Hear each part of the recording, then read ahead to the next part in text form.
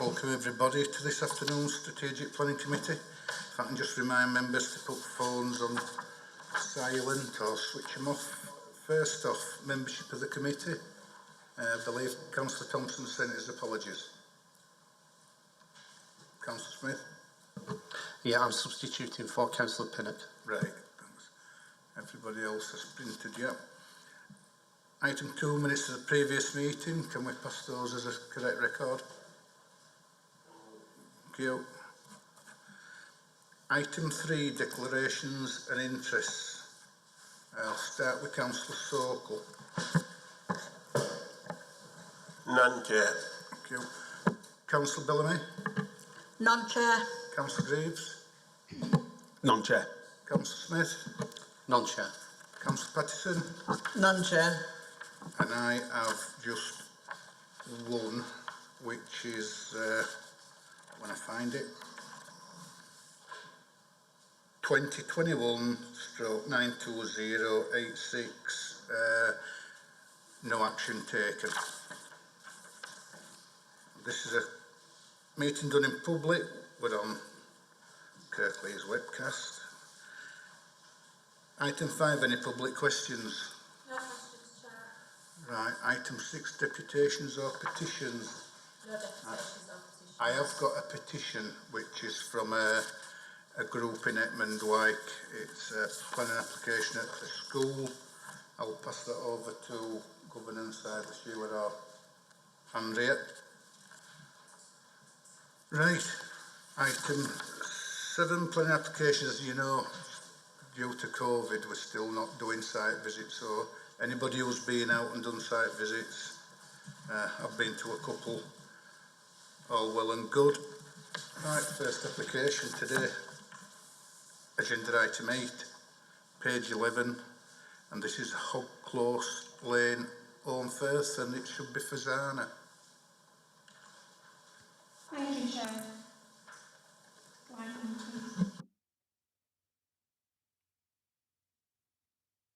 The application relates to the site at Hog Close Lane, Ormfirth, as shown on this aerial view within the context of the surrounding greenbelt area. The site comprises of agricultural pasture land, which includes an area of woodland, a deep void in the form of a gully, and habitat species of principal importance, such as heathland. The site is served from an existing farm track off Hog Close Lane. The gully also forms part of the wider area of a wildlife habitat network corridor, which extends northwest of the site. This black line shows the boundary with Barnsley district. The application was deferred at the March Strategic Planning Committee earlier this year, where members considered the applicant be given the opportunity to present a waste needs assessment to demonstrate the need for additional land capacity to deposit construction, demolition and excavation waste. At the March committee meeting, offers stated there was an adequate capacity of allocated safeguarded waste sites in the local plan, and again members requested evidence from officers on the availability of such sites.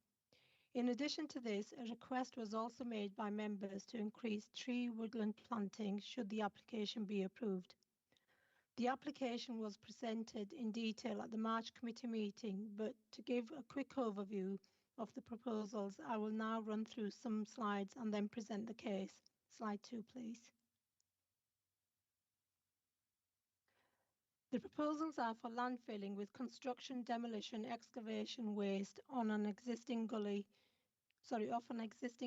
realignment of an existing access track, as shown in yellow on this slide, formation of an on-site turning facility, and restoration of the site to more productive agricultural use. Next slide, please. The proposals will result in the existing watercourse that runs into the gully to be diverted around the landfill, with a series of perforated pipes to be laid within the landfill itself to deal with surface water land drainage, as shown on this slide. Next slide, please. This plan highlights the proposed biodiversity compensatory net gains, which would include on and off-site habitats, comprising of approximately 0.75 hectares of an area of heathland restoration, reed bed filtration, creation of 0.14 hectares of woodland on site, restoration of neutral grassland. I will come back to this slide to report the matter set out in the committee update in relation to the request for additional tree woodland planting. Next, please.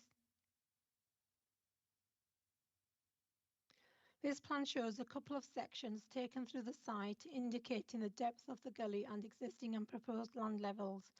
For clarity, the deepest point of the gully is stated to be 8 metres as stated in reports accompanying the application. Next, please. This is a photo looking into the site from the access of Hog Close Lane. Next, please. This is a photo looking back into the site from Slacktop Lane from north of the site. Can we go back to slide 4, please?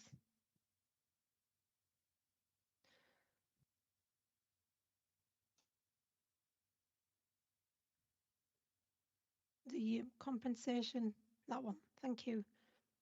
So following the deferral of the application in March, officers provided the applicant with an updated database with a list of available sites identified in the Kirklees local plan that have capacity for construction, demolition, excavation, waste. A number of other operational quarry landfill sites have also been considered. The applicant's reasons for discounting these sites, along with officers' response, is set out in detail at paragraphs 10.17 to 10.19 of the committee report. The table in paragraph 10.19 indicates current landfill capacity at safeguarded waste sites. If I can now refer members to note the matters set out in the committee update, including that relating to the additional tree woodland planting. The applicant inquired to trade this off with some of the previously approved compensatory biodiversity net gains, which are proposed to replace the loss of on-site habitats of principal importance. For the reasons set out in the biodiversity officer's response included in the update, this could not be supported. The applicant has now confirmed to supplement the previously approved biodiversity net gain with an additional 0.14 hectare of woodland planting as requested at the March committee meeting. Should members be minded to approve this development, this can be addressed by condition and the long-term maintenance and management to be secured by a Section 106 agreement which the applicant has been made aware of. To conclude, based on the information provided, the applicant has failed to demonstrate sufficiently with evidence that there is a proven need for additional landfill for construction, demolition and excavation waste over and above the safeguarded waste sites in the local plan for which there is a sufficient capacity for the planned period for this type of waste. The proposals are therefore contrary to local plan policy LP 46 and recommended for refusal as set out in the agenda. Thank you, Chair. Thanks, Susanna. First speaker is Councillor Donald Firth. Thank you, Mr. Chairman. Can you hear me all right? Mr. Chairman? Yes. Can you hear me all right? We can hear you loud and clear. Right, thank you. Right. Just checking. Okay. Yes, this is Hog Close Lane at Victoria, home Perth. It's only a tiny site in terms of fill capacity, and the fact it's been ongoing for 3 years, I think it's time we got a grip and got this job sorted out. It's a reclamation scheme, and I think officers will now recognise this. Its proposed fill material consists of residues left over after recycling the construction, demolition and evacuation waste, and therefore it's gone far up the waste hierarchy as possible, so therefore can go nowhere else but into landfill or restoration. Once this site, hang on.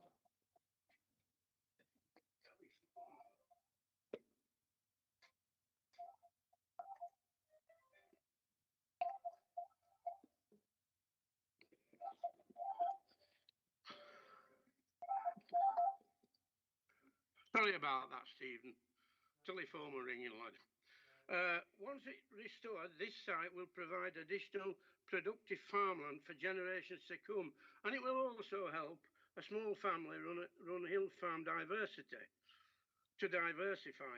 The Kirklees local plan supports farm diversification, and the fact is this application was submitted in 2019, and despite being reported to the strategic committee before there was no mention about potential non-compliance with waste policies until very recently. Having said all that, as far as we can see, or I can see looking at it, there was also officers brought up the amount of capacity on PMW's site. Well, knowing PMWs, there clearly is not that capacity.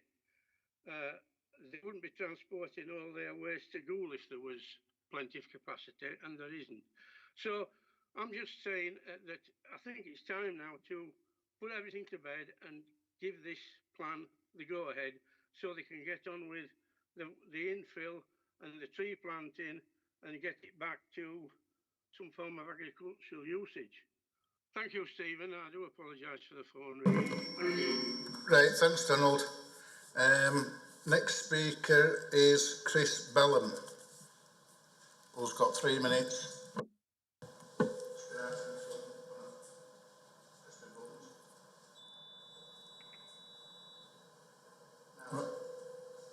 Okay, good afternoon, councillors. I am a specialist minerals and waste planning consultant, and I'm the agent for 6 out of the 9 sites listed on pages 21 to 24 of the officer's report.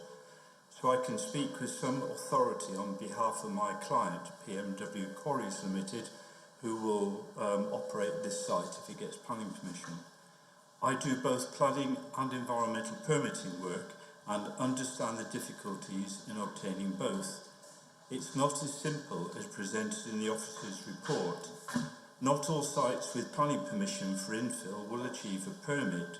Basically, just because a site has planning permission, it should not be counted as having capacity because it also has to have a permit. There are various reasons why a permit may not be obtained, ranging from having to prove to the Environment Agency that the site will not contaminate its environment, to the high costs of obtaining a permit and the engineering and monitoring works involved. Capacity should only be counted if both planning permission and a permit are in place. Otherwise, the site is a potential resource as opposed to a definite one. Of the listed sites, we can discount Bradley Park as it is a hazardous waste site, so only Wellfield, Forge Lane, Car Hill and Laneside are permitted at the moment. Of these, only Wellfield is currently available with a significant volume. Forge Lane is affected by the Pennine Rail upgrade, and this could take several years to sort out and is not currently accepting waste. Car Hill, which is PMW's site, has remaining space for only a few lorry loads, and Laneside is in the process of varying its permit to downgrade it from non-hazardous to inert. But it is effectively a closed gate site for the operator only and not available generally. The net effect is that Wellfield is the only currently available site and can charge very high prices. Hence, my client uses the site in Goole, which is a 70-mile round trip, as opposed to the 16-mile round trip to Wellfield. This is a clear example of a significant lack of capacity within Kirklees. Finally, there is the waste hierarchy, and I refer to the diagram on page 19 of your report.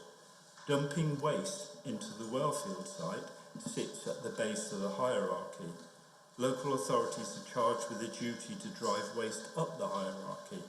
Hog Close Lane would use the waste to provide a benefit, land reclamation, classed as recovery and above disposal in the hierarchy. It will not need an environmental permit as it can be registered under the CLARE procedure. If you refuse this application and others like it, and I deal with perhaps 5 such sites every year, you will significantly increase costs, drive up the use of fossil fuels, increasing global warming, and dump the waste in the landfill instead of using it for a beneficial purpose. Thank you. Right, members, it's over to you.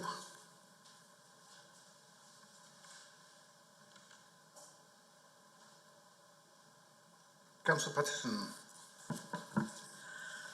Thank you, Chair. I mean, this is a complicated situation or decision to make.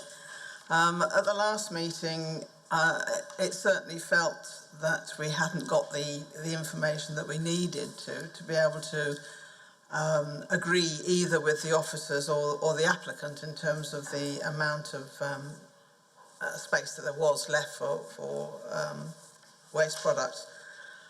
And I have to say, I still feel in that position. I'm not sure whether we should expect the applicant to provide the evidence or whether we should expect more from the officers in terms, but I see, for instance, I mean, no idea of sort of tonnage. I don't know if that's possible to give or not, but I mean, for instance, how much waste material can the Wellfield site take, or all of them added up together, how much can they take? What percentage is the applicant's site of potential waste? How much would they be taking away? I understand the officer's argument about if we wouldn't want to necessarily in the future divert waste material away from existing sites to this site, but is it only a small percentage or a large percentage? I don't know. And the other question, I mean, these are questions rather than anything else, but the Wellfield quarry, I mean, is right opposite a site that we looked at last planning committee meeting, where we're expecting to build 700 homes in the next 10 years. There's going to be significant waste from that site because it's contaminated land, etc., etc., and levelling and getting the right levels. There's going to be an awful lot of stuff to be removed from that site. Well, Wellfield, I mean, it would make sense to move it from one side of the road to the other. Don't know if that's possible, but and also Wellfield's got other sites. It has, I believe, it wants to quarry in the future. So will they just move the stuff they're moving out of the quarry into one of their other existing quarries to landfill from that? So is Wellfield really going to be available to anybody other than Wellfield themselves and the site across the road? We obviously do want to reduce or keep travelling distances down in terms of disposing of waste. So I'm not quite sure. I mean, I never like to defer things more than twice or once even. I mean, but I really don't feel that I've got the answers unless the officers can give them to me now. Thank you. Donna. Thank you, Chair.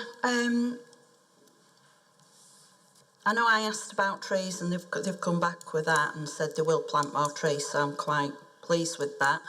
I agree with what Councillor Patterson said about Wellfield. I'm not sure whether that's going to be able to be used much once they start building the millions of houses up there. I'm really concerned about the travelling to go at the moment. You know, that's excessive miles, which obviously is going to cause pollution of some sort, and the travel. So to me, the applicants have come back with everything that we've asked for. So to be honest, I'm quite happy to move approval now for this. Thank you. Mon. Thank you, Chair. Yeah, we deferred this application last time, asking a bit more information or any supporting documents on that. I think applicant has come back, given us more information, and actually we got 3 letters from other quarry who are supporting this one as well. I think that with regard to the access, I think they are widening access enough. I don't think the highway have any issue with the access on the issue. With regard to the other, I think about 6-7 query on page 25, they all, the permission being granted, I think coming to the end in 4 or 5 years time, yeah. So I think they might won't carry on with this one query, taking waste from other. If you see the close to the welfare quarry, there we have approved application 700 houses, nearly 800 houses. There will be a lot of material coming from there. So I think it's we got the information back. I think we got the supporting document. I think it's no point to defer it again. I think I will second Donna to approve the application. Councillor Smith. Thank you, Chair. I am largely sympathetic to this scheme. I mean, it's a relatively short-term development in terms of the stuff that's going to be put in to fill that gully, and it looks on the face of it as though it's going to improve the agricultural land and make a net gain to biodiversity. Could I just ask, is that correct, that if we grant planning permission now, there will still be a permit that's required from the Environment Agency for this to go ahead? Fazana, do you want to come back on that?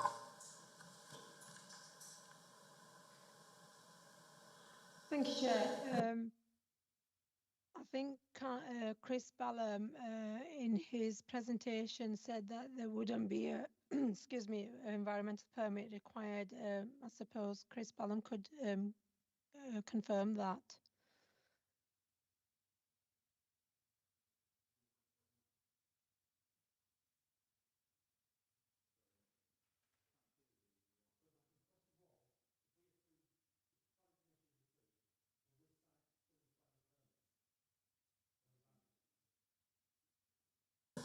No, as I said, it doesn't have to have a permit. It can be done under the CLARE procedure, where you just register it as a reclamation site, if you like. It's a very simple procedure, low cost, very quick. Supplementary, please, Chair, if I may. So, what kind of monitoring will be in place to keep tabs on the type of rubbish that's being used to fill that gully, if any? Fazana.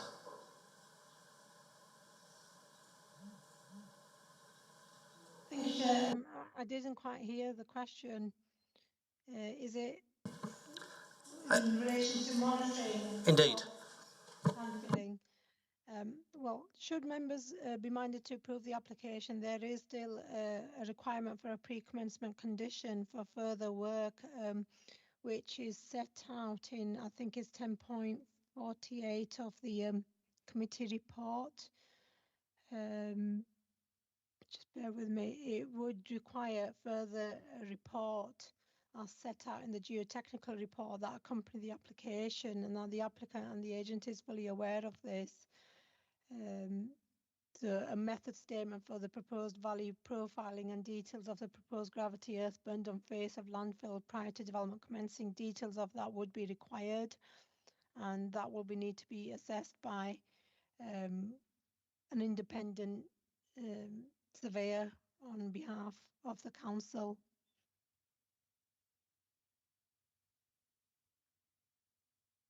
Councillor Greaves. Thank you. The reason that this was deferred back in March was so that the applicant could evidence the fact that there's a shortfall in landfill sites. We've had the officer's response to that, and we've heard from the applicant, and the clear answer to that is there isn't a shortfall currently. Also, on page 17, section 8.1 of the statutory consultees, the Environment Agency is of the view that an environmental permit would be required. it seems to me the issue really is around, if you like, the options that are available to the applicant and the price that they've got to pay for landfilling. One of the reasons that landfilling is expensive is to try to reduce it. So if they're taking their waste currently to Goole, I'm assuming that they're driving past lots and lots of sites in other local authority areas also. So I'm not convinced with that argument. I'm going to move refusal. I don't see any reason to approve this application at this point in time. In the future, when there's a review of the local plan and sites are put forward, then maybe it would be appropriate for this one to be advanced at that stage. But for now, there's nothing in there that suggests that there's a shortfall. Officers have identified from speaking to the operators at Wellfield that there's annual capacity of 41,000 tonnes for the next 15 years. I don't see where the gap is, and the issue was, is there a shortfall? I don't see a shortfall. So I'm going to move refusal. Thank you. I must admit, I'm going with Charles on this one. I accept the officer's recommendation to refuse. David. Thank you, Chair. I just want to clear one or two things up, committee members. I obviously listen to, your comments, and they're very useful.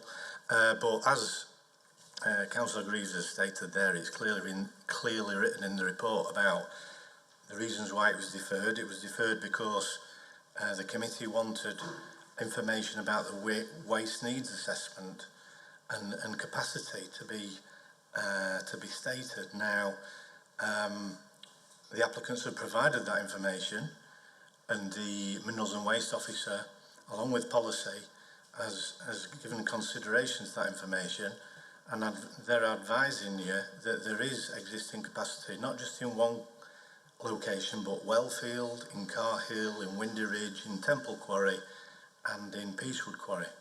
So there is a significant amount of capacity that can take this waste.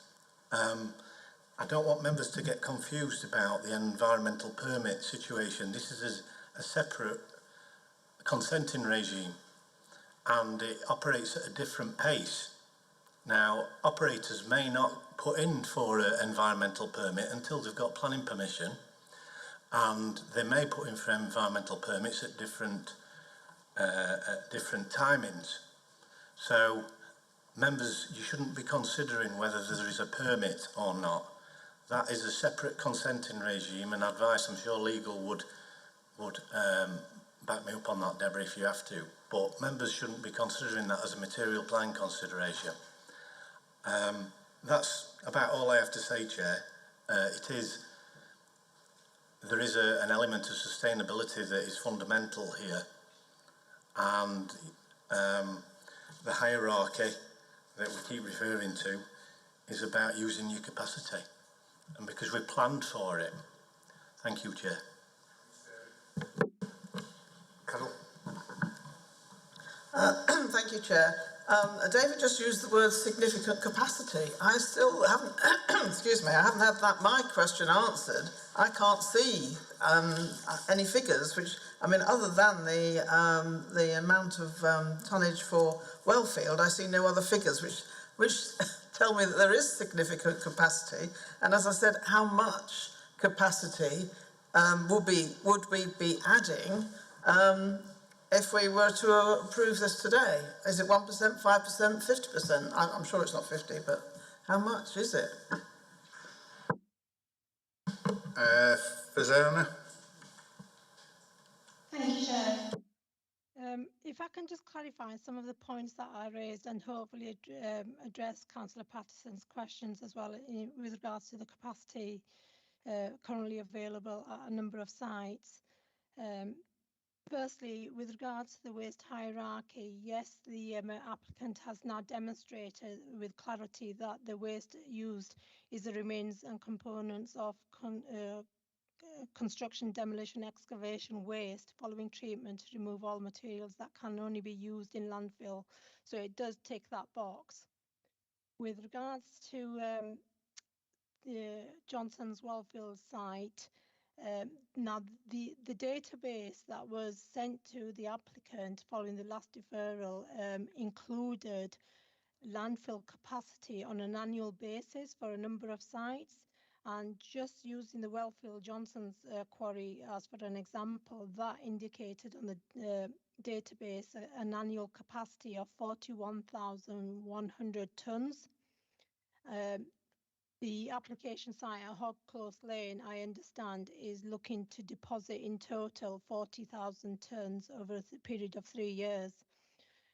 Also, the report, as the committee report sets out, at least 6 sites where there is availability for landfill, and the officer's response to each site above the table is given in response to what the applicant or why the applicant has discounted the sites. But if you look at the officer's response to each of those sites, so that's Wellfield Quarry, Carhill Quarry is a site for the landfill operator wishing to use the application site, but there is actually capacity at Carhill Quarry at the moment. I think that was something that Councillor first raised, but there is, in the officer's response, there's a detail of what capacity there can be on there.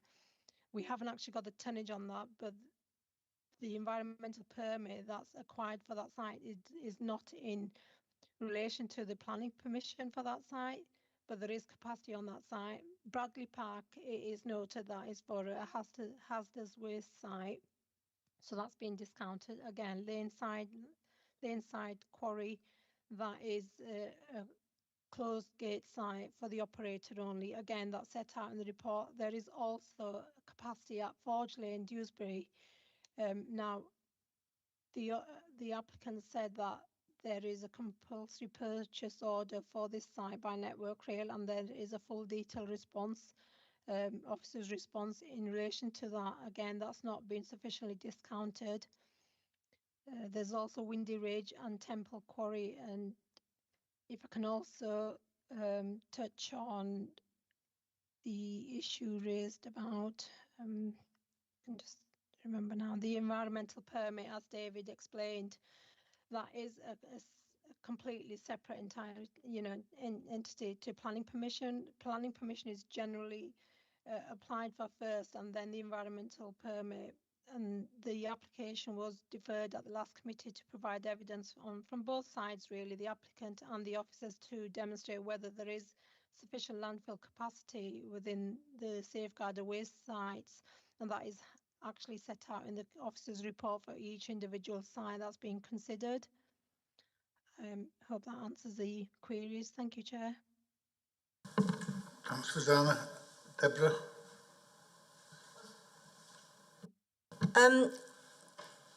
I was going to say that some members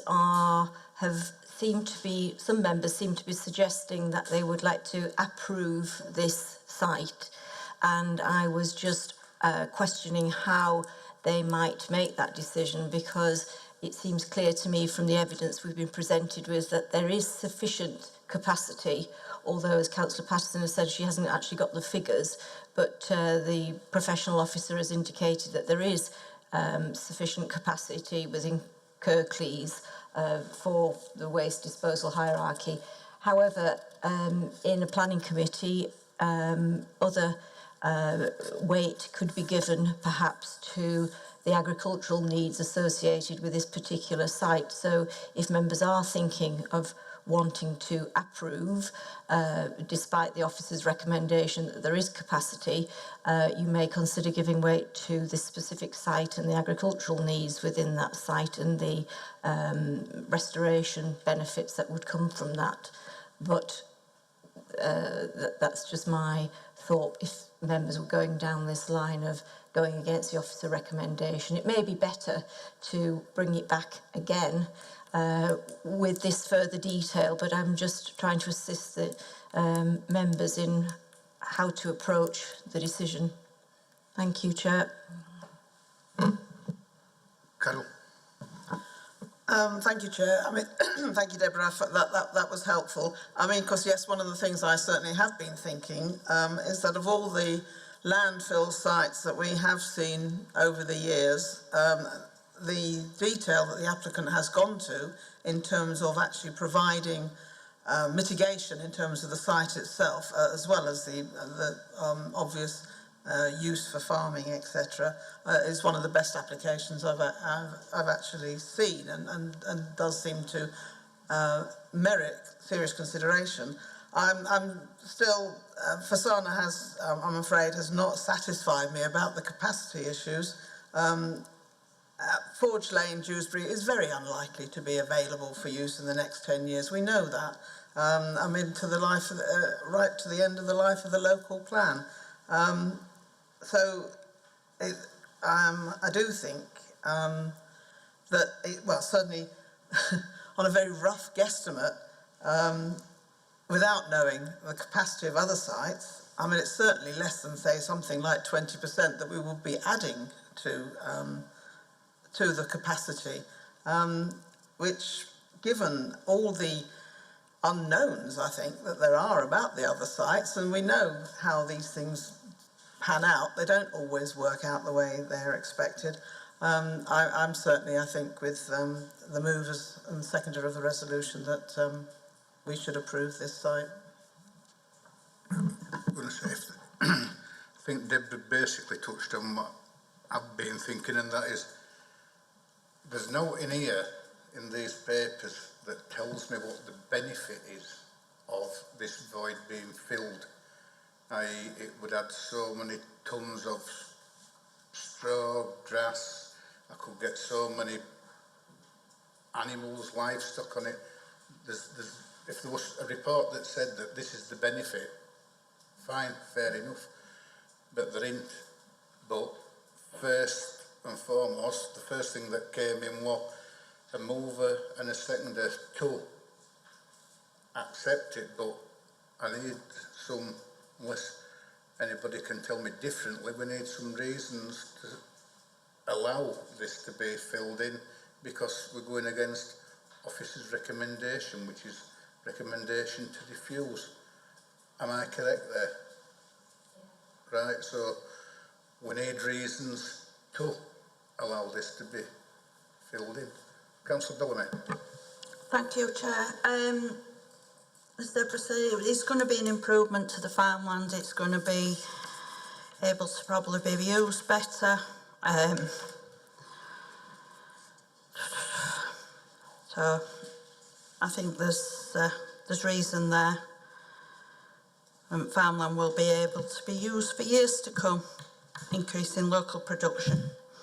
Chair, could I interrupt a second? I think it might be better if we were, albeit reluctantly, to defer to produce another report where we can set out in detail these evidential bases upon which we're going to make a decision, because this will be a permission that lasts a long time, and therefore we need to provide a proper evidence base, I think, bearing in mind what the committee have said that they're minded to grant. That will give the applicant some indication of what kind of evidence needs to be presented. And I think that's really important as well, Chair, taking into account that these are the safeguarded sites set out in the Kirklees local plan as well, which is our adopted local plan. So if we are suggesting that there isn't that capacity there, we need to be making sure that we do have that robust justification in this case. Thank you, Chair. Thanks, Julia. That to me does make sense. I'd like to see something that says, well, look, if I fill this all in, these are going to be benefits for next however many years. Is anybody else? I'll put that forward to defer it.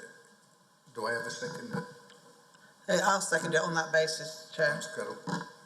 Right, I think we've got an agreement there, so we'll go to a...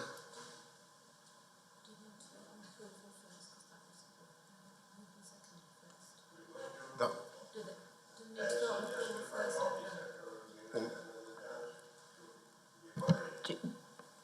Sorry, Chair, are you asking whether you want to remove the motion to approve or you're going to take the second motion, which is to defer? It's up to you, Chair. The mover for approval, the mover were Donna, the seconder were Mohan, that was to allow infill. Are you willing to take it away?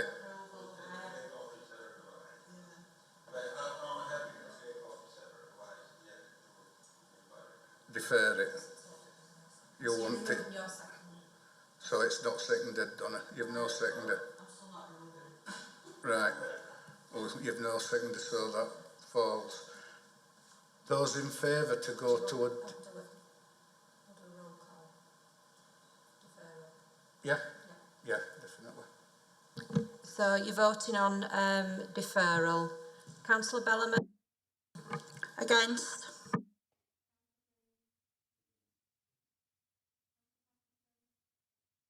For? For.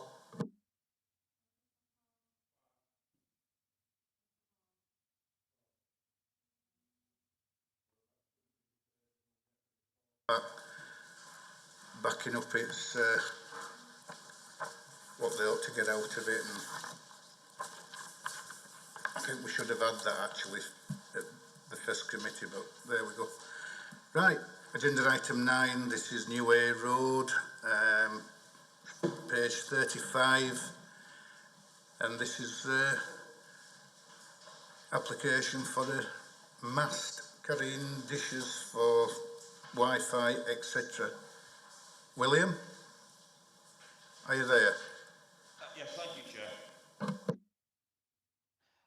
This proposal is for the installation of a 30-metre high telecommunications mast and associated works sited within a field off New Hay Road, which is used for public recreation.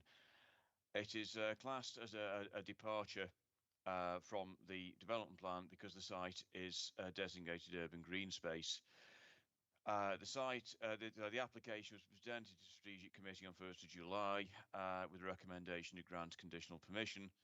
Members voted to defer the application, requesting clarification and supplementary information on a number of factors, including justification for the height and location of the mast, its visual impact, and any potential for mitigation.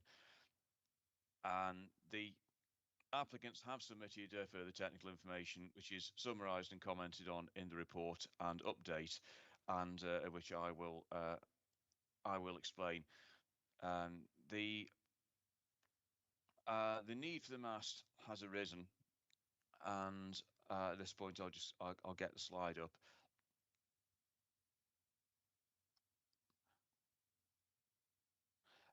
This shows the location of the mast in relation to New Hay Road and the site boundaries. The need for the mast has arisen as a result of the mast operator, MBNL, having been issued with a notice to vacate their former site at Oaks Mill, which is just a short distance to the west.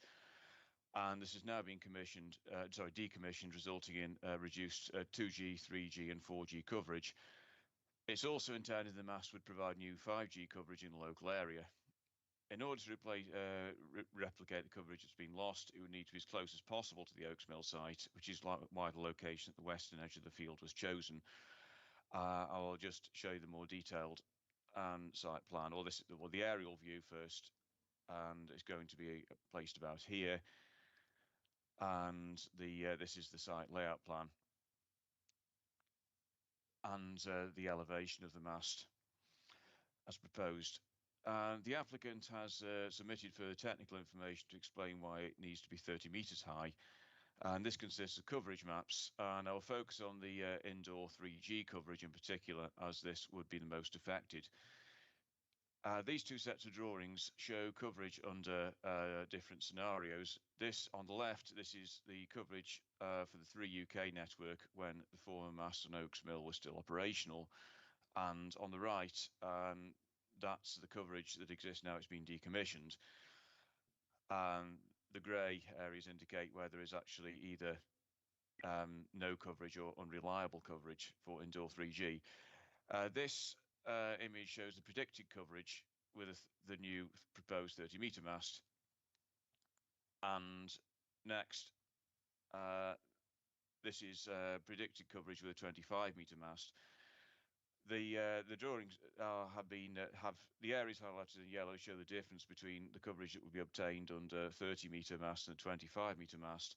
And the important thing is that the red outline is the coverage that existed before when the Oaks Mill site was operational, and there's some of the yellow areas, the coverage lost are within the red area, and that is coverage that would be lost if the mast was only 25 metres.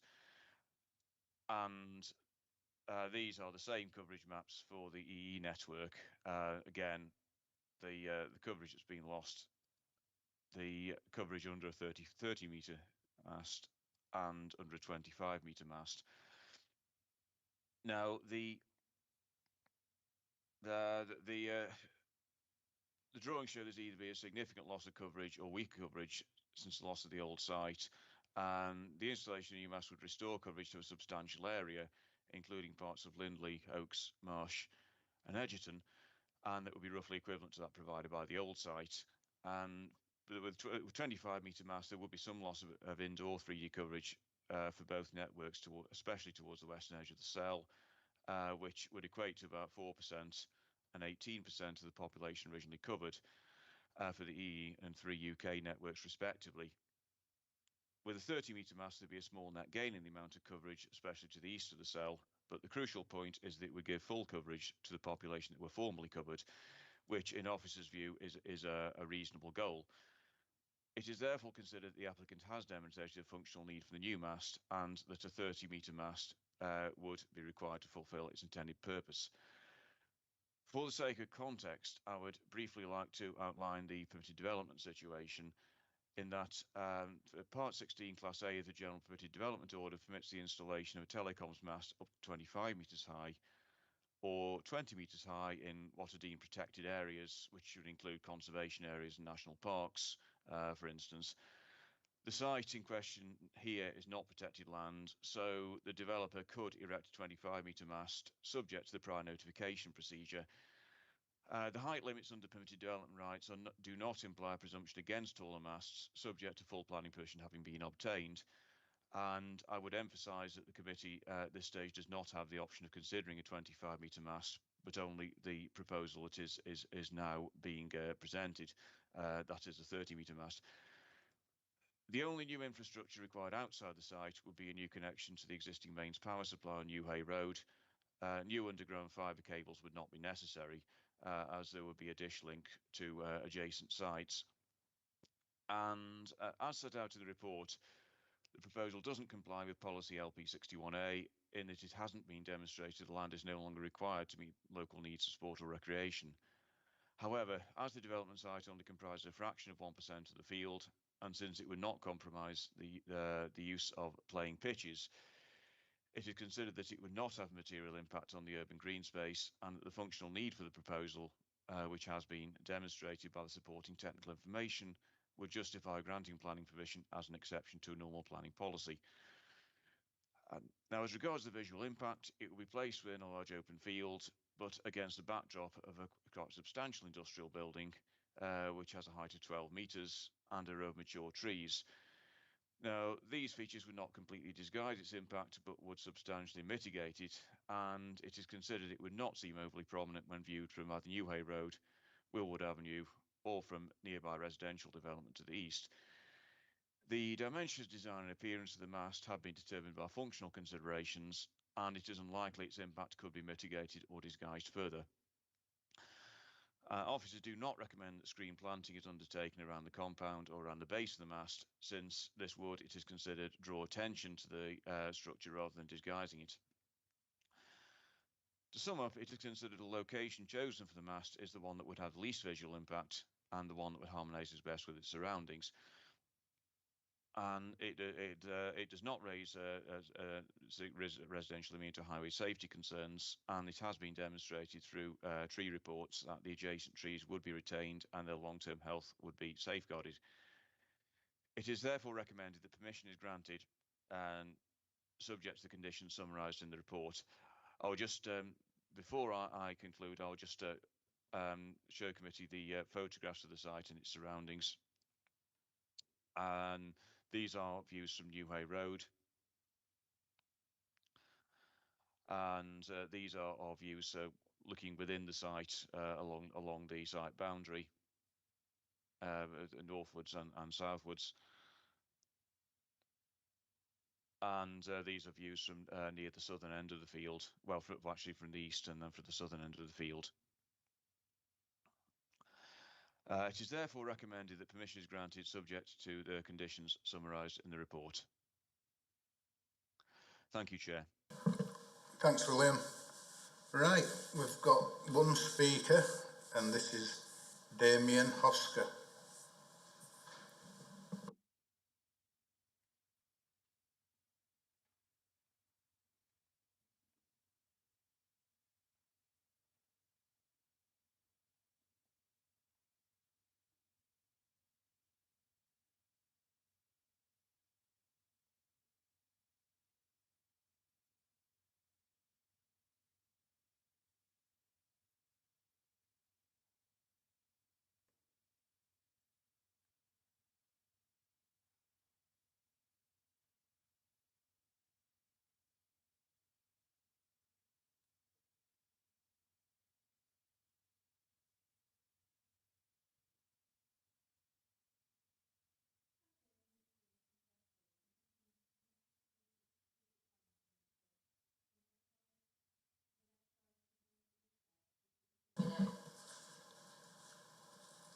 Hello, Damien.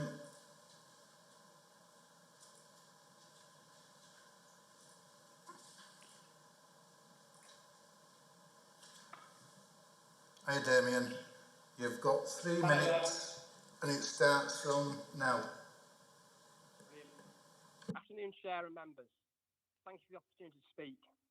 It is imperative to consider this as a replacement mast and not a new additional one. This proposal is a replacement for the prominent telecoms equipment on the mill building close to the proposed site. The approval of this proposal will be a visual benefit to the area as the old equipment will be removed. The need for this new site stems from the MBNL having been issued with an NTQ, notice to quit, on their current site.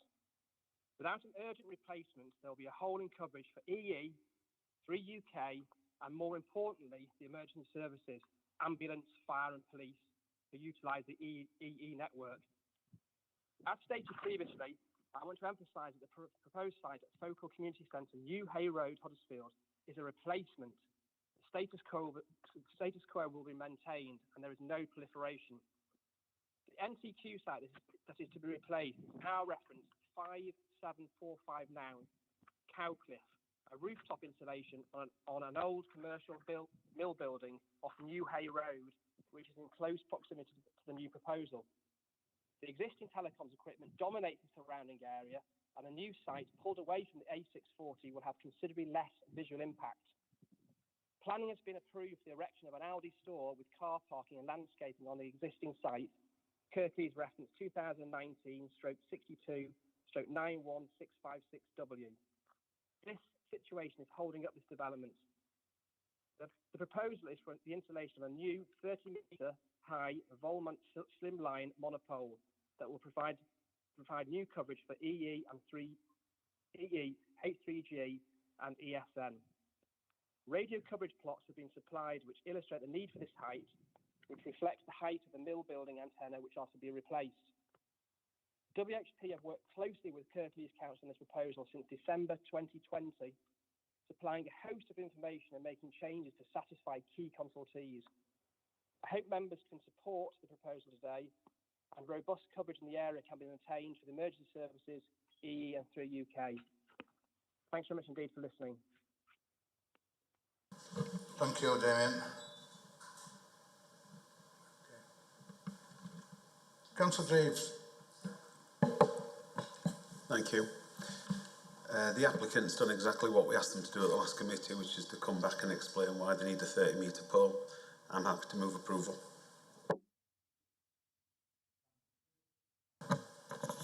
Yes, thank you, Chair. This is obviously in the ward that I represent. I'm in full support of the proposal and I'd be happy to second. Councillor Pattison. I was just going to second it if needed, but I'm not needed.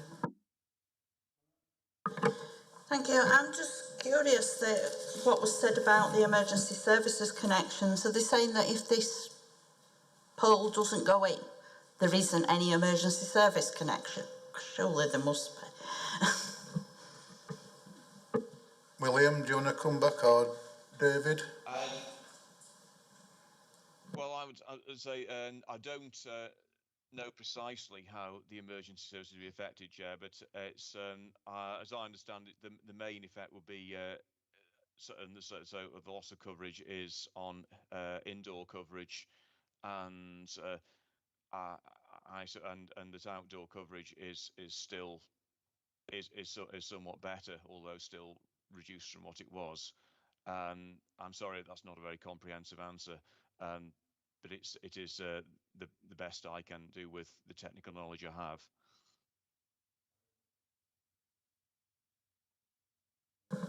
Carl? You got a question? Oh. Yeah, thank you, Chair. As has been set out, this is a replacement mast for the one that's currently up on Oaks Mill, which is going to be demolished to make way for the Aldi development. The site it's been situated on is the playing fields behind the Salvation Army. I know the site very well. It won't be of any detrimental impact to the use of that site as a recreational facility. I can't see any reason to refuse it. Thank you. Donna, I know that wasn't much of an answer about what happens, but I don't think it was an answer, I presume we scraped through somehow. Any more? Julia? Thank you, Chair. I think what I just draw the members' attention to, and I think it's not really adding much more to I suppose the question just raised, but it does set out that the new site, it would be shared with sort of the various operators, and one of those would include the emergency services network. So it does seem like it is required for that, although we're not an expert on that, and I think, to be honest, it's not fully relevant to the decision here, but it would be shared as set out in the report with the emergency services. Thank you, Chair. Right, it has been moved and it has been seconded. So we'll go to the roll call. So you're voting on approval in accordance with the officer's recommendation as in the report. Councillor Bellamy? Abstain. Councillor Greaves? Councillor Pattison? Agreed. Councillor Smith? For. Councillor Stockhall? Councillor Hall? For. Carried, Chair. Thank you. Next, we move to a position statement. So there's no vote. So sit back, listen, prepare your questions. Victor. Thank you, Chair. Community Race and Development Management Master Planner in the Majors and Minerals team. This is a position statement relating to an application for residential development at the Bradley Villa Farm part of the HS11 site, which is allocated in the local plan for residential development. Members will be aware that the majority of the allocated site, including the existing golf course at Bradley Park, is council owned. And just to clarify, members, we're looking today at the western part of the allocated site here, which I'm hovering my cursor over. The application relates to approximately a fifth of the allocated site, namely the part at the west end of HS11 that is in private ownership.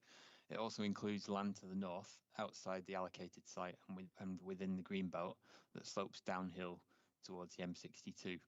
Shepherdstone Lane forms the application site's eastern boundary. The application site is currently in agricultural use and is subject to constraints, including in relation to highways, the adjacent residential uses, the site's visibility in the wider landscape, and the setting of a nearby listed building. And as mentioned, part of the site is within the greenbelt. These are a few views of the site. This is firstly a view from the west, from just off Bradford Road. And then there is here a view of the site from Shepherd's Thorn Lane, looking southeast into the site. And then finally a view of Shepherd's Thorn Lane close to its junction with Bradley Road. And here is a view of the site from Bradford Road, where a vehicular access already exists. Of relevance to major development in Bradley, members will be aware that the Council put its preferred option for the Cooper Bridge Highway Improvement Scheme to public consultation between the 7th of June and 18th of July this year. That scheme is shown here.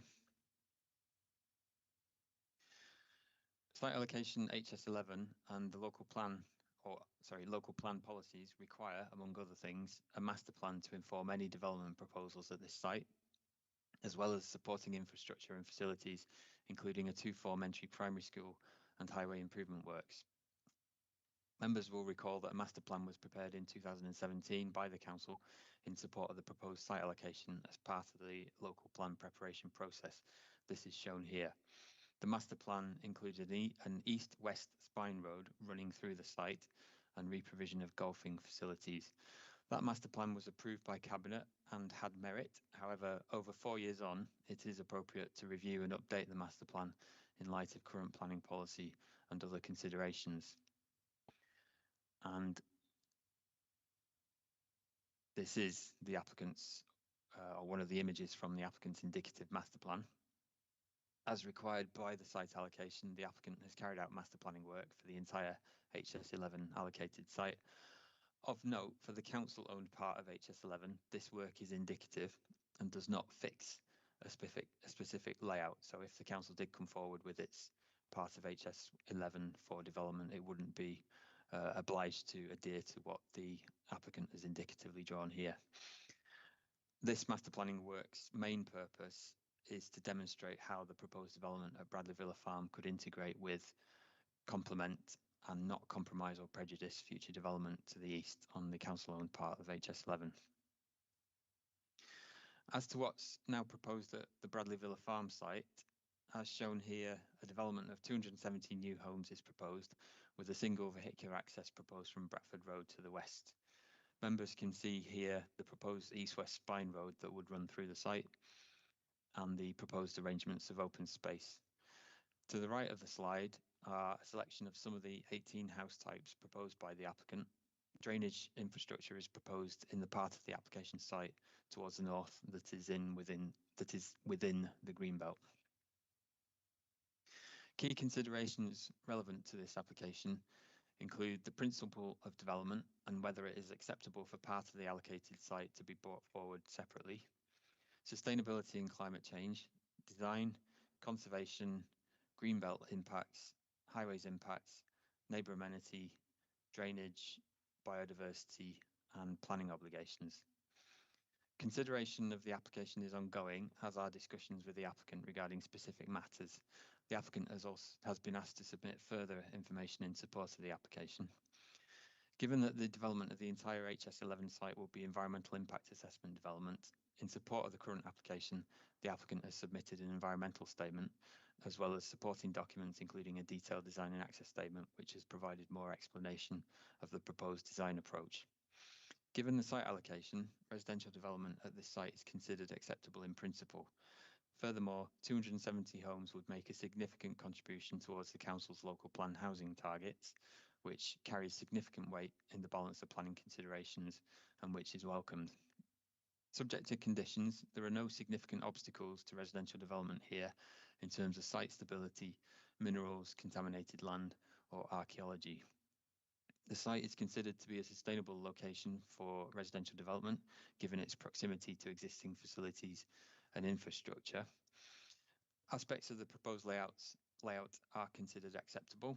The proposed spine road follows an east-west alignment that would enable connection to future development to the east, and a generally acceptable hierarchy of streets is proposed. As per officer advice, no vehicular access, other than for emergencies, is proposed from Shepherd's Thorn Lane. Appropriate building heights, 2 stories throughout this site, are proposed. 54 affordable units representing a policy compliant 20% provision are proposed. These will be provided as 30 social rented units and 24 intermediate units, which is an appropriate 10-year split. Generally, the proposed dwellings, or the majority of them, would be provided with a good level of amenity, and impacts on existing adjacent dwellings would be limited and acceptable. There are, however, concerns regarding the proposed development. In relation to design, these concerns relate to density, the proposed treatment of Shepherd's Thorn Lane, which is an important north-south route for pedestrians and cyclists, pedestrian connectivity, distribution of house types, and legibility and character. Regarding that last point, members will be aware that the new NPPF adopted last week now places significant emphasis on creating beauty and on design coding, and there remains a need to ensure local distinctiveness is achieved. Impacts on the setting of the Grade 2 listed barn at Shepherd's Thorn Farm, which is just to the north of the site, will also figure in ongoing design discussions, as will greenbelt impacts. Regarding that matter, of note, sections and other information related to the drainage infrastructure proposed within the greenbelt has not yet been submitted. Therefore, an assessment of these impacts cannot yet be made. Regarding sustainability and climate change, the applicant has submitted an energy and sustainability statement, and recently an amended, updated version of that document, which is now under review. The applicant has not yet demonstrated that a policy-compliant biodiversity net gain would be achieved, and a biodiversity metric calculation has been requested. Regarding highways impacts, officers have ascertained that the development will need to contribute towards capacity improvements at the Bradley Bar roundabout, and that a contribution of £827,280 would need to be made towards the Cooper Bridge Highway Improvement Scheme. Of note, the application was submitted in May of this year, prior to the council consulting on its preferred option for the Cooper Bridge scheme, and the applicant has therefore been asked to provide a transport assessment addendum assessing the impacts of the development in a scenario where the preferred option is implemented. A pedestrian crossing at Bradford Road would also be required. That would need to be a toucan crossing. Regarding the strategic highway network, Highways England have lodged an objection requiring further assessment of impacts upon junctions 24 and 25 of the M62. This objection effectively prevents a decision being made on the current application until those concerns are addressed. And regarding affordable housing, the slide here shows the applicant's proposed distribution of the affordable housing across the site. There are concerns regarding the unit size mix, the potential for the affordable units to be distinguishable from the private units, and their inferior locations. Details of the results of the council's public consultation on the application are set out in the committee report. In summary, and to conclude, the applicant team's interest in this allocated site is welcomed. Development at the HS11 site would make a significant contribution to housing delivery in the borough, and aspects of the proposed development are considered acceptable.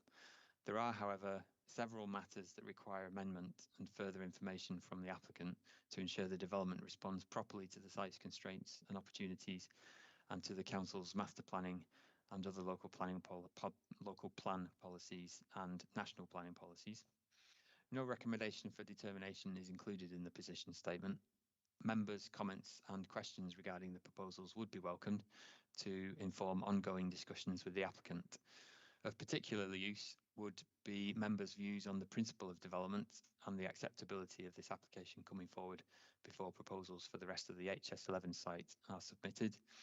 Housing, including affordable housing, design and conservation, greenbelt impacts, biodiversity, and highways matters. Thank you. Thanks, Victor. We've got one speaker, which is Councillor Homewood. Hi, Chair. Hi, James. You've 5 minutes. Just carry on asking your questions. Okay, thank you.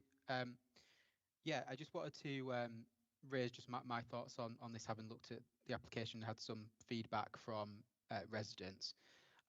So firstly, I think in terms of the context, I know I've seen a lot of comments from residents around the loss of Greenbelt, and I know that that has kind of been part of the local plan process. And I guess whatever I think about that has been through that local plan process. So that kind of use of land for development has been considered previously. But I just think I am kind of surprised to see the kind of incursion further into the or development in the green belt in terms of the drainage solutions, and I'm not quite sure where that's come from. If there are other solutions, I would have concerns about kind of further impact on the green belt, given the incursions that we're already making into changing green belt into development land. So I think that is a point of just to consider. Just listening to the feedback here, I think for me the big concern is around the overall importance of the master planning, and I am concerned that we're looking at something going back to 2017, and I think there have been some material changes since then. It feels to me that the applicant is really just re-looking at what was looked at by the council in 2017. I think the key things for me is one, the Cooper Bridge scheme, which is very much changed from what was proposed previously. I struggle to understand how that scheme provides the same road capacity as the previous proposed scheme. So I think that surely must have an impact on the long-term kind of development of this overall site, and that needs to be thought about at this stage. The second thing is the relation to development in Calderdale and Brighouse. I see reference now in this report and others to the kind of Bradley Brighouse community plan and things. I mean, those things were never discussed at the local plan stage before, so there's been a major change there. I think the failure to consider that is part of the problem that we're seeing here, where there seems to be a lack of consideration around cycling and walking routes between, for example, Bradley and Brighouse through Shepherd's Thorn Lane. So I think those things, that master planning really needs to be considered. I don't know how much of that lies with the developer and how much lies with us councils as landowners as well, but I think that needs to be considered. And I do have concerns around the lack of that there's going to be a lack of connection between this development and future developments, and also particularly the delivery not just of housing but of other amenities. So you'll see in the plan a lot of the amenities in terms of open space and non-residential, school, etc., seem to be in the middle of the site, presumably the bit that's going to be developed last. So I am concerned we're going to get sort of piecemeal developments and not a coherent plan that links this all together. So I think some more work is definitely needed in that area. Just to touch on a couple of the specifics, which has also been mentioned by Victor in his report. In terms of the house designs, I'm not sure how much consideration has been given to the local area, the amenity of the area, what we'd want to see, how it relates to the natural environment there. It does feel like it's just standard housing design. I'm not sure there's been any consideration given to our design codes and practices. So I think that really needs to be pushed with the developer. And in terms of affordable housing and the position of the affordable housing, I think we need to be pushing for at least some more affordable housing for social rent, which is of larger properties. We're talking about 3 to 4 plus bedroom properties are needed for social rent. So I think, why isn't that kind of considered here? I think it is noticeable as well that the site locations chosen for the affordable housing are probably in the least desirable areas of the site, and I think we need to consider whether that's right and how we can rectify that. So I'd like those points to be taken into consideration. In terms of the road access, I do have concerns about the access from Bradford Road, just because of the fact it's a dual carriageway and we're needing to have basically you have to cross the dual carriageway when you're coming from the Huddersfield direction to get into the site. Now, currently traffic does build up at the roundabout going back towards Brighouse, and there's going to be no right turn out of the development either, so people are going to have to go around the roundabout. So I think without kind of some significant improvements, there's going to be an issue, one, with people accessing the site at peak times, but two, people not wanting to potentially not wanting to go around the roundabout because of queues and have potentially illegal right turns, etc. taking place. So I think there really is that development needed. And I know that there's been some discussion in the report, and Victor's referred to it, in terms of development or upgrades at that roundabout. I'm not quite sure what that scheme is. I know there's a scheme that's been looked at all of Bradford Road, I think, from Huddersfield to Bradford. But I'm not quite sure what stage that at and what developments are being made. So I think that's something that needs to be considered and obviously potentially conditioned as part of the activities around when houses can be built and used. So yeah, so those were my main points. But I do have on that overall piece, I really think we need to focus on how does this all link together? How are we promoting walking and cycling? How are we making sure we're linked through to the public transport network? I think there's a lot more that the developer could do to really answer those points and make the plans more coherent, really. That's all I wanted to say at this stage, Chair. Thanks for letting me contribute. Thanks, James. There's a bit for Victor there and a bit for Chris, and I'll just throw something in. One what I always ask is, do these houses come up to the national minimum standard size? That's another one. So, Victor, do you want to come in? Thank you, Chair. Yes, I've obviously kept in touch with Councillor Homewood and other ward members, and we did have a meeting earlier this week to run through this application. So we're aware of the concerns of ward members who obviously are representing their constituents, and we're aware of the responses that members of the public have made in response to our consultation. All that's going to feed into the ongoing discussions that we're having with the applicant team.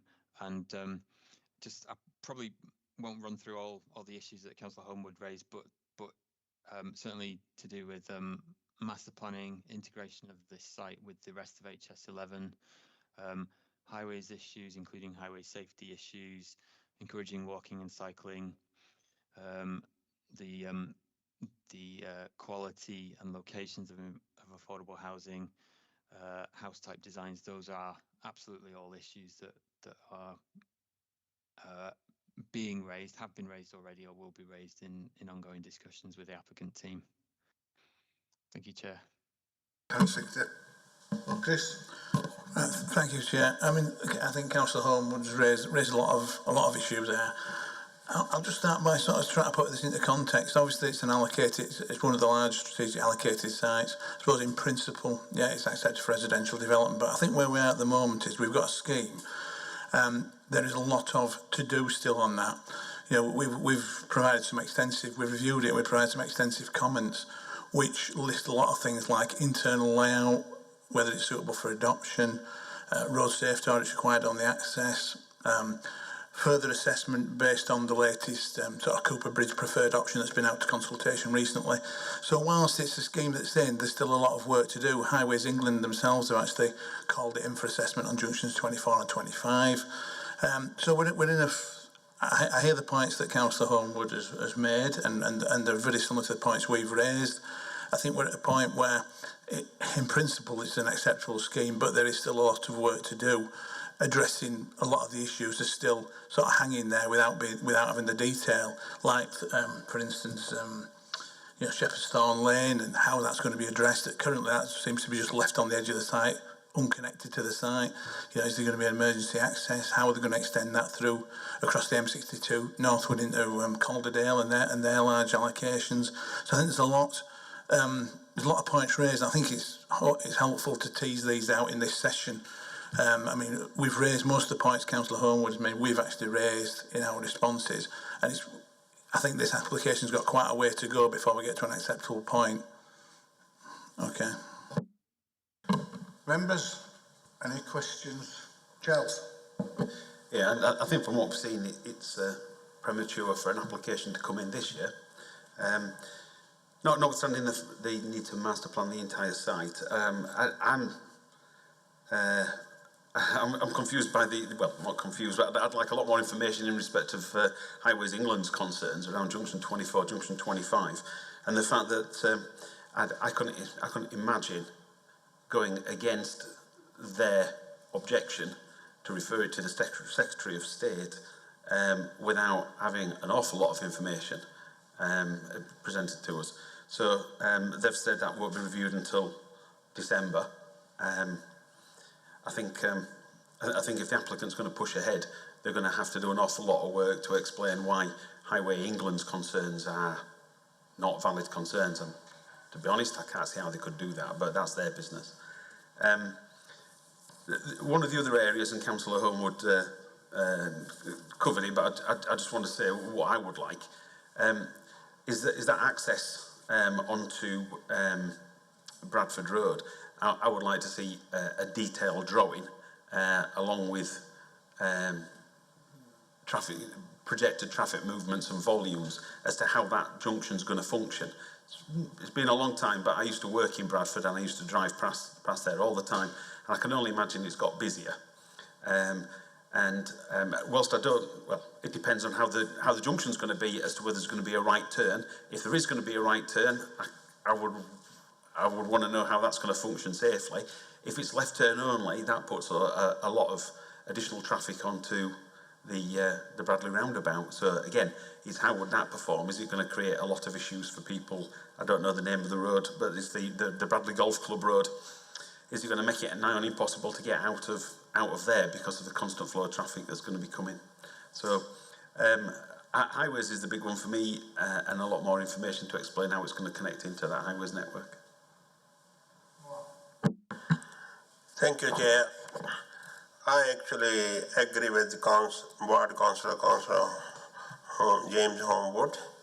He raised quite good points in his speech. He knows better than us because he is the Ward Councillor, with particular this access from the Bradford Road raised by Councillor Grieve as well. Is the carriageway is a very busy carriageway, 40 to 50 miles speed on going there, and it changed very quickly, 40 to 30, 30 to 40, 40 to 50, yeah.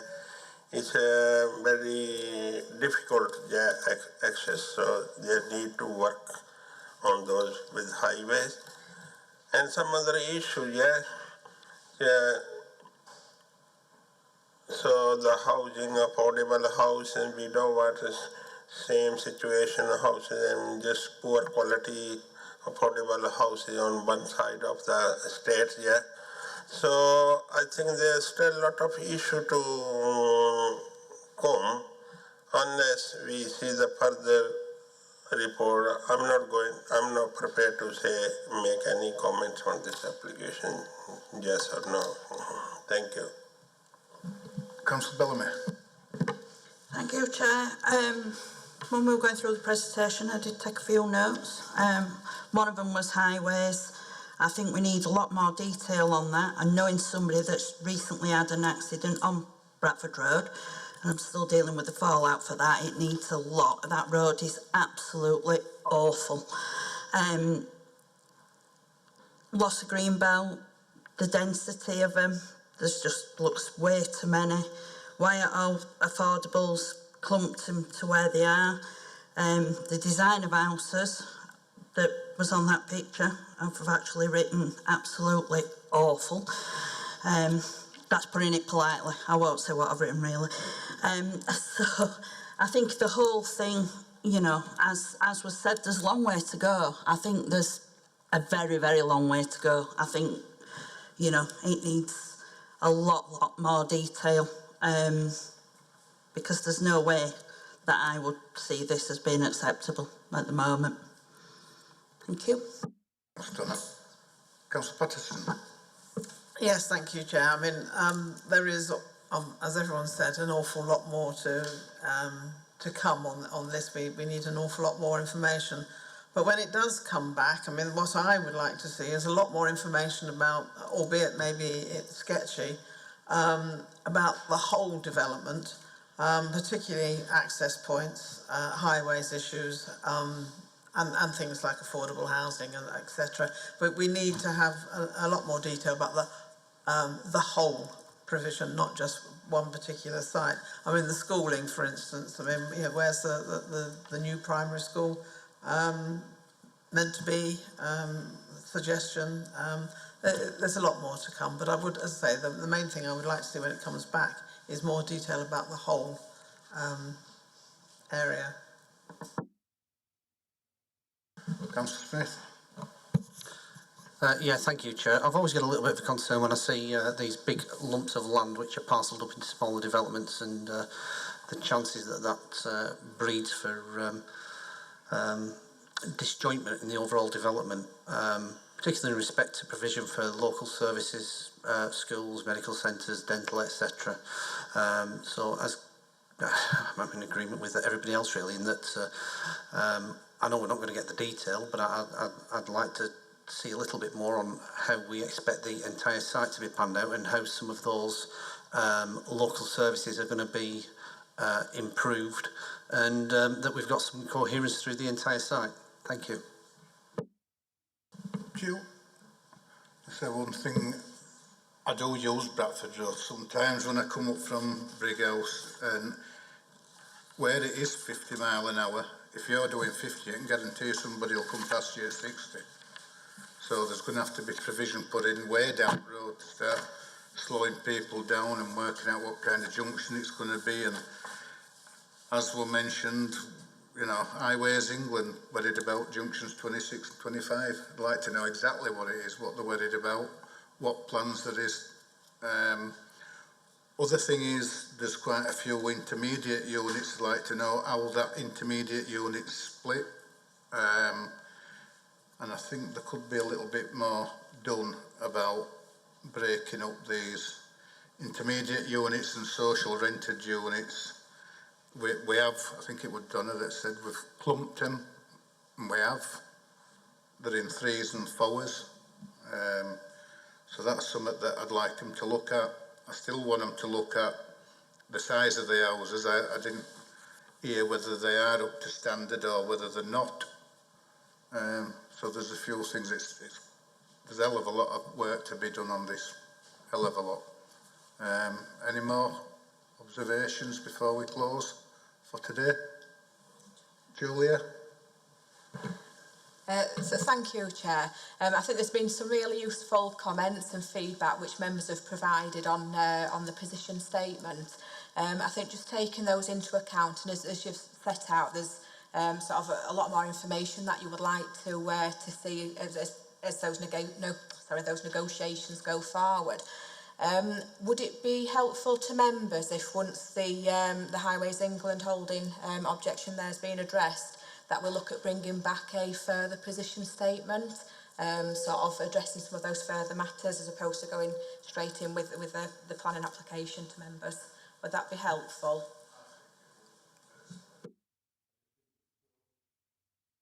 There's so much that needs to be explained to us. I mean, it will come to this committee, and if I'm still here and still chair of it when it comes, I need to know a hell of a lot more before I feel comfortable in even putting it to a vote, let alone out else. Right. I think that's it for today, everybody. Well, thank you, and we'll see you in about another 5 or 6 weeks. Thank you.